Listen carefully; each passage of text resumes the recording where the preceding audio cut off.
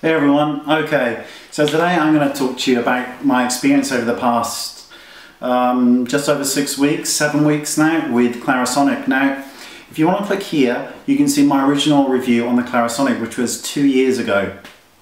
Let me say that up until around about 6-7 weeks ago, the Clarisonic was part of my daily routine. I would use it once to twice daily.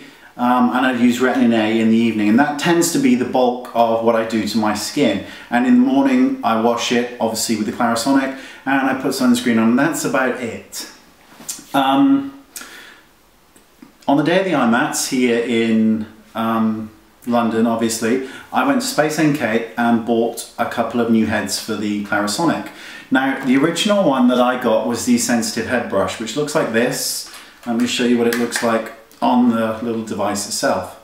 And I've always used the sensitive head one, but I bought another one of these, and I also bought the deep sort of pore cleansing brush, which looks like this. Now when you compare the two together, the real difference is that this one just has more hair basically. It's thicker, but in terms of the texture of the two, they feel identical. But this is the one that I bought as well, and I decided to try it.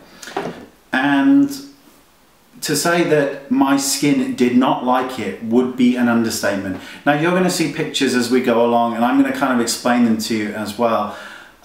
What started to happen was almost immediately my skin started to break out, and of all the places that my skin breaks out, it breaks out on the cheeks, never ever, almost ever on the forehead. So when my skin started to break out on the forehead, I knew something was wrong. This was the only thing that I changed in my routine. I started to get breakouts across the cheekbone area here, as you can see, and these were incredibly sore. Now this photograph was taken 4 weeks after I had stopped using the Clarisonic completely. It took forever to heal. At the time they were really red and very raw. And yes, they could be covered, which is great, but it's not the point. Now, because it's this pore cleansing one, you know, there is this kind of talk that maybe it was purging the skin, maybe it was going to get worse before it got better.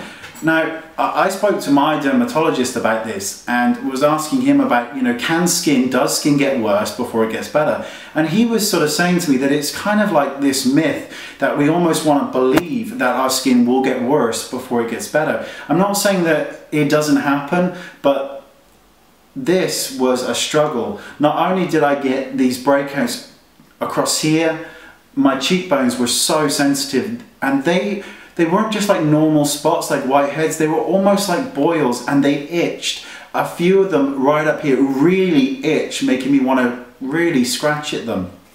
Another thing that happened was, as you can see, I hope, on this picture, the capillaries broke here on this sort of area on my cheek, and also just above my eyebrows on both sides. They kind of broke and you could see the veins, which is obviously not the best thing in the world.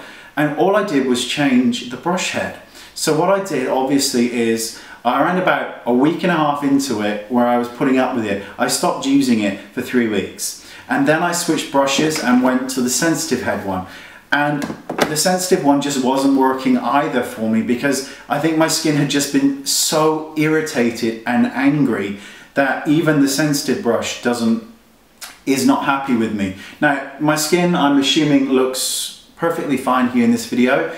When I do filming, I use a mineral, like Bare Essentials mineral foundation, because the lights and, you know, it looks better on than bare skin. I like Bare Essentials, so I wear that when I do my tutorials.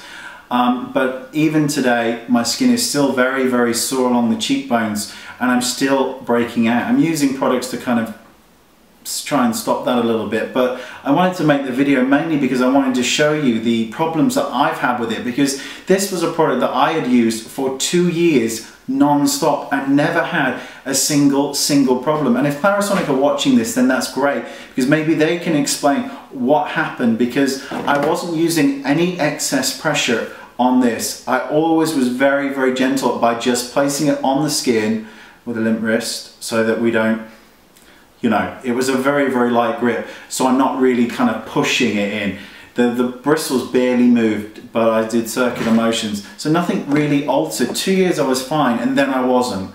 And the brush was the only thing that I changed. Now, like I said, if they had been normal kind of spots, whiteheads, but they weren't. They were irritating spots that were more akin to skin boils, I suppose, than they were. You can see in the photographs, as I mentioned, that they were, you know, this is as they were going away, but you know, you can see the problems that I was having. And somebody who hasn't had spots for years and years and years, to suddenly have them was very upsetting, I suppose. And the fact that obviously the veins have snapped, which means, yeah, we can cover them up with things like this, but you know, if I want to get them dealt with, an IPL or something, you know, it's like 200 quid a go to sort of zap the veins. So it's a little bit depressing, but I just want to see what your experiences were with the product, and whether or not you used the deep cleansing one, if you noticed any other issues, or if you've noticed great or bad things with the Clarisonic, because I had noticed nothing but wonderful things up until this point.